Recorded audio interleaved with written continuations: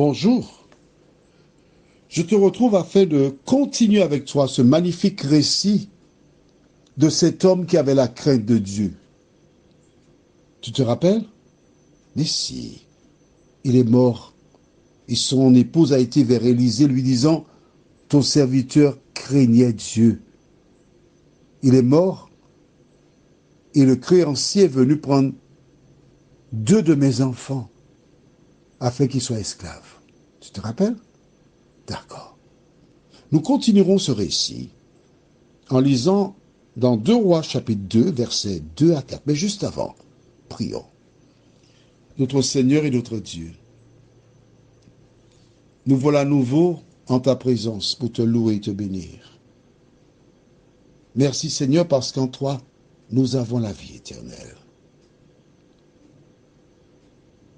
Que deviendra cette femme sans ressources? Seigneur, nous avons hâte de voir ce que tu as fait pour elle. Car c'est ainsi que nous apprenons à te connaître et à marcher selon ta parole. Que le Saint-Esprit nous accompagne et que nous puissions, jour après jour, te faire confiance. Au nom de Jésus et pour ta gloire éternelle. Amen. Nous commençons le cours par une question. Pourquoi cette femme a-t-elle été voir Élisée? Tu as 2 secondes qui sont déjà terminées, justement. Alors, pourquoi? Pour informer Élisée? Ce n'est pas la réponse que j'attends. Pour chercher s'il y avait un fonds d'aide pour les veuves? Non plus. Quoi d'autre? Alors, Miguel, dis-moi. Alors, Miguel, pourquoi a-t-elle été voir Élisée?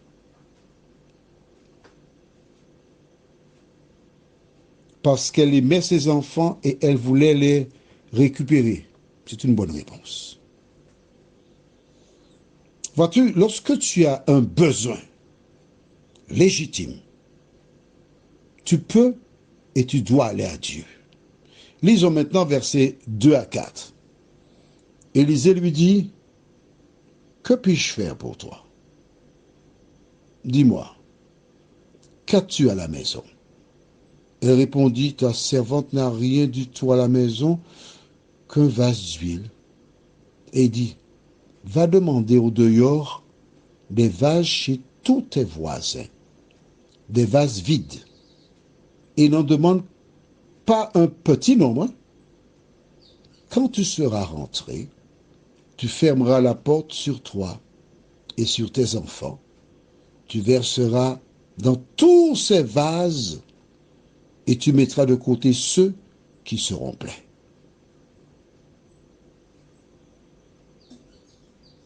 D'accord.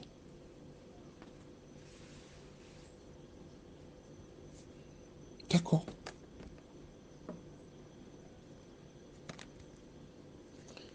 Elle a entendu.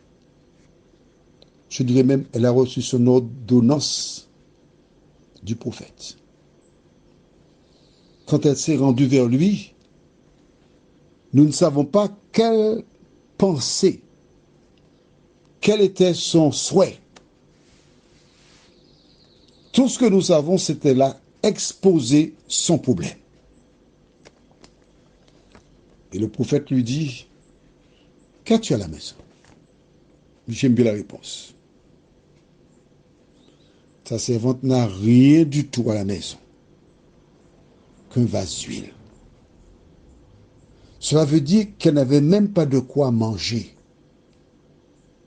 Qu'as-tu à la maison? Rien. Seulement de l'huile. C'est une situation vraiment désespérée, hein? On est d'accord? Seulement un vase d'huile. C'est tout ce que j'ai. Rien d'autre. La situation de cette femme me fait penser aux enfants d'Israël arrivés devant la mer Rouge.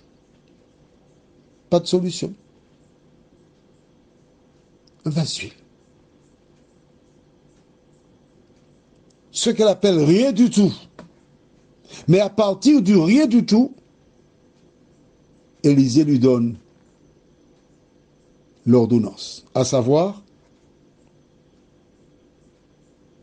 verset 3, va demander au dehors des vases chez tous tes voisins.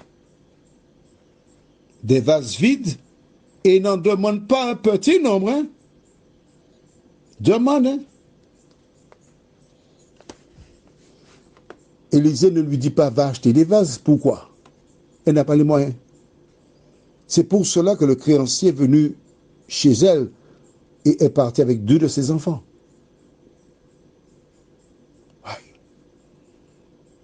Et lui dit, va vers tes voisins.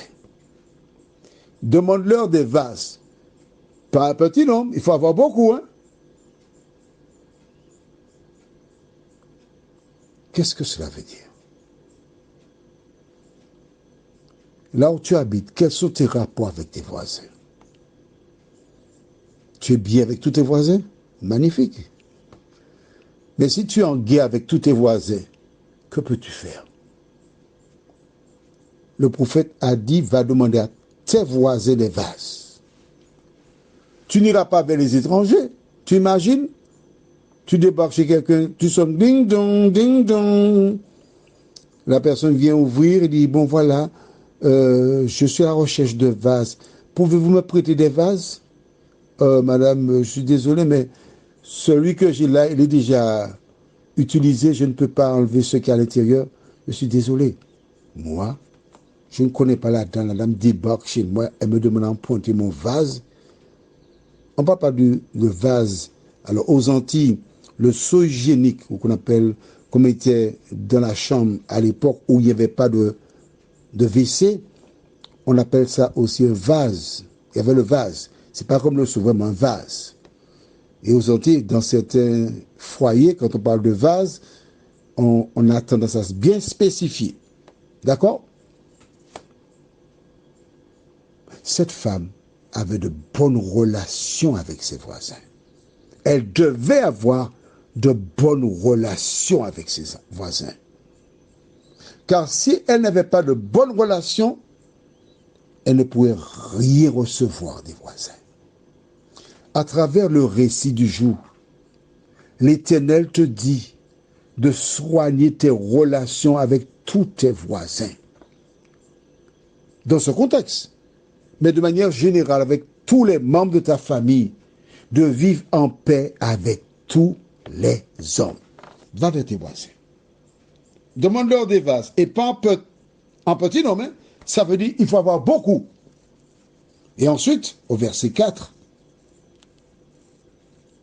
quand tu seras rentré, tu fermeras la porte sur toi et sur tes enfants. Tu verseras dans tous ces vases et tu mettras de côté ceux qui seront pleins. Attends. Elle n'a pas fait la Sorbonne. Elle n'a pas été non plus à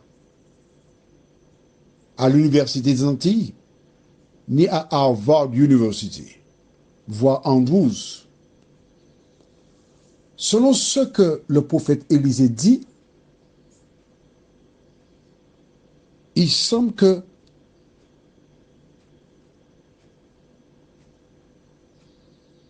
le petit vase d'huile va me donner de l'huile pour remplir tous les vases. Ah bon? Je puis t'assurer que si le prophète m'avait tenu ses propos, j'aurais pris des vases, j'aurais pris des seaux, j'aurais pris des choses. C'est l'ordonnance qui lui a été donnée. Que fait-elle de l'ordonnance? Prions. Notre Seigneur et notre Dieu, le prophète aujourd'hui, ce n'est pas Jean-Claude, mais la parole de Dieu, la Bible que tu as mis à la disposition de tes enfants. La Bible qui donne une ordonnance à toutes celles et ceux qui écoutent cet audio. Que font-ils de ce que la Bible leur ordonne. Seigneur, je ne sais pas pour eux, mais je te demande de m'aider, jour après jour, afin que je mette en pratique l'enseignement de ta parole. Je t'en prie, au nom de Jésus et pour ta gloire éternelle. Amen. Demain, si Dieu nous prête vie, nous verrons la suite du récit. Tu te connais déjà. Ne lis pas la suite, attends-moi. Que l'Éternel continue de te bénir. Je te souhaite une bonne journée. Surtout, n'aie pas peur d'obéir à la parole de Dieu.